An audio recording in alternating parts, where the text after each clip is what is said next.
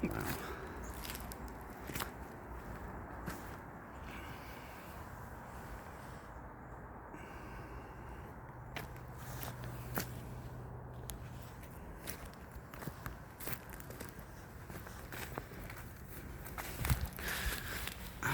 Look at this.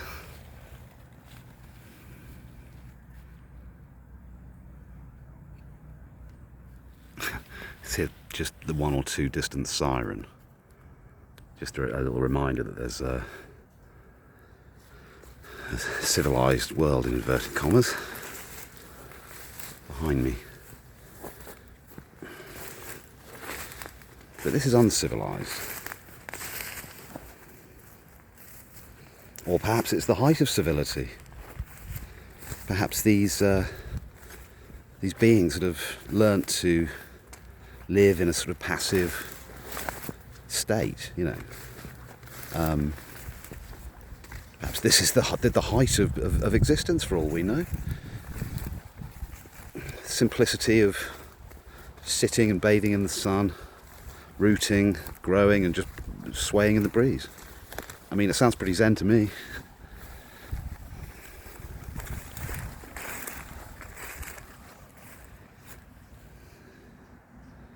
Perhaps the mushrooms are,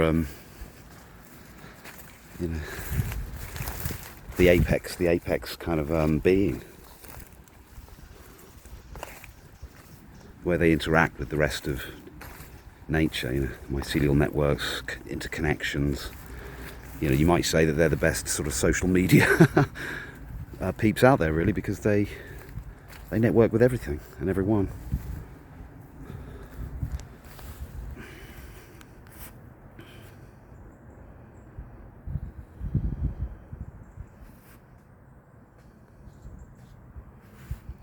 Just the chunky, rich, fecund structure of those trees is just sumptuous, isn't it? It's like, reminds me, you know, those like Hornby model sets and stuff. I just used to gaze at those models, you know, the bushes and trees, and they were the bits that I liked the most. Never got round to actually building one. More sort of into soldiers. You know, we were bombarded with loads of sort of heroic imagery from World War II. I used to read a comic called Commando. It's all about killing Germans. And the only words they ever used were Schnell and Achtung. But that's before they were shot by some heroic British soldier.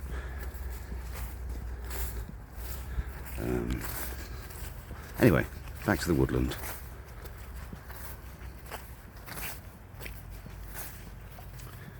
Slash plains, grassy plains, probably. Grasslands, don't know, I'm not sure.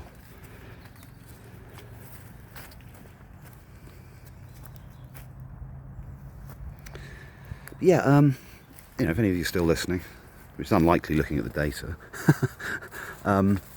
please do like and subscribe and leave a comment. If there's anything about these films that you like, tell me about it. I'm going to kind of just keep on doing these and, you know, mix it up a little bit, find myself in social encounters perhaps, and talk to strangers about philosophy, see if they've heard of it, see what they know about it, get them to like and subscribe and tell their friends,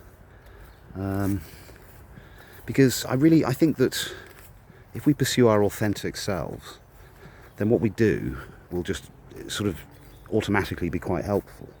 I think this is one of the points that Nietzsche was making. He said there's too much inauthenticity. If people were true to their very nature, we'd probably all fit together like a jigsaw puzzle.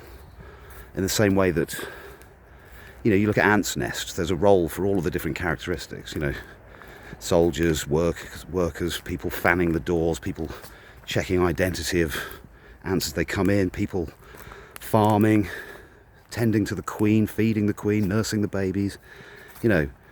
And the same is true for humanity. Every one of us has a role in this mess. All this you know, hyper-organised, but sort of strategically chaotic situation, rather. But people don't, do they? They sort of, you know, you grow up and you think, oh, I want to do this. Nope, you must do this. You mustn't do that. and you get corralled into these kind of lifestyles that don't necessarily serve you or serve us. That's a big question. What is it that we consider something that serves us? There's the obvious: food, shelter, housing, beyond that, really, it's just what pleases or displeases us, isn't it? It's a sort of record, which is just so highly subjective. But then at the same time, there are underlying themes. If you were into Carl Jung, you might call them archetypes that exist across all types of personality and all humans everywhere across the world. Right? That's the one religion, in a way, that sort of unites us.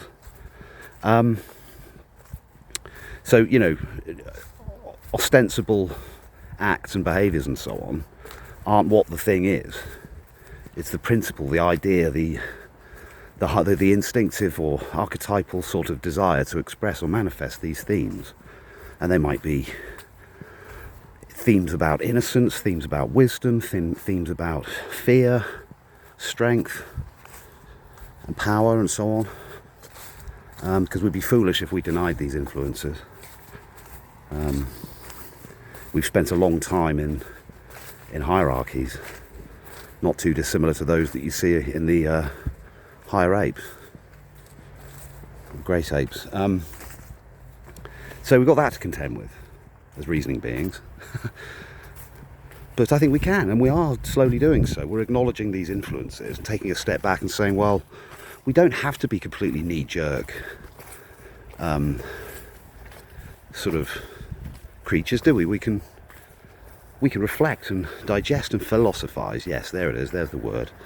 Because as I've said elsewhere, I think philosophy is the only thing that's going to save this goddamn world. Religion can't, because it just divides people with its ridiculous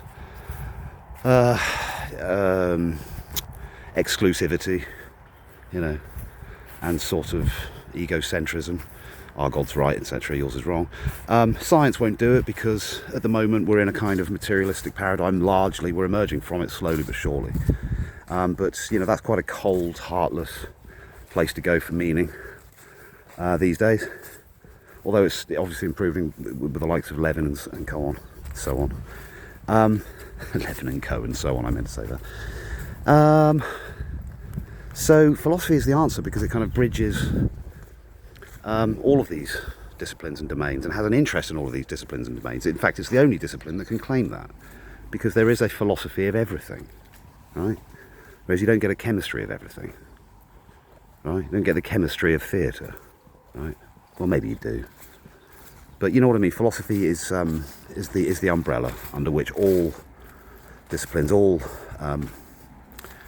systems of thought fall under. Right? It was the birthplace of all known disciplines. So you can't argue with that. So do some philosophy.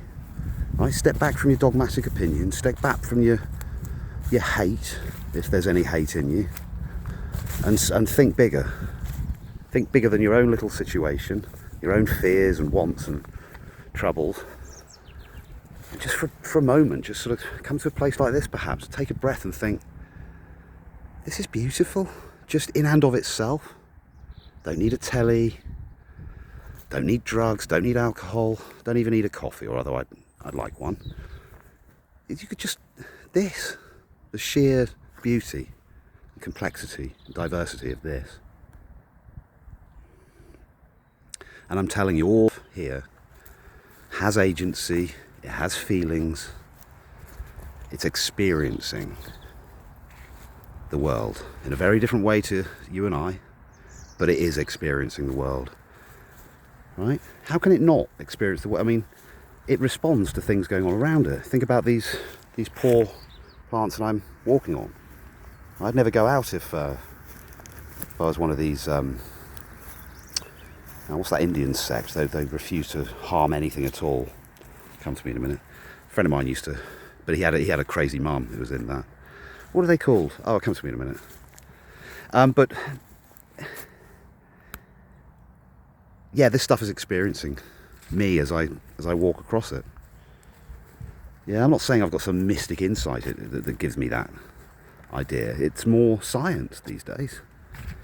You know, I've seen Mike Levin's new entities called Xenobots reproduce, feed, organise themselves, make copies of themselves in unique ways. They construct each other. They construct themselves, right? So they're a self-constructing entity that's never existed on this earth before, right? They were originally frog cells, and they've been taken out of their normal frog cell situation, and they're now displaying behaviours that make them look intelligent and purposive, right? I looked at one turn round in a still water maze. If it's not experiencing the world and intervening within its pure physics destiny, then it must be experiencing the world. Yeah, you can come at me and say, well, no, it could be deterministic, clockwork explanation. I say, well, so could we. Right? And that's where the kind of materialist illusionists go. They say, well, yeah, the consciousness bit is the illusion, the outside world's the real thing. I mean, that's the most ridiculous thing I've ever heard, when all we've ever been presented with is direct experience. That's what's real. Yeah? And your direct experience of this film, that's real. Yeah? So, there we are, folks. It'd be cool if I saw an adder or something. I might go and check out the rest of this place. Looks beautiful though. Speak soon. Bye.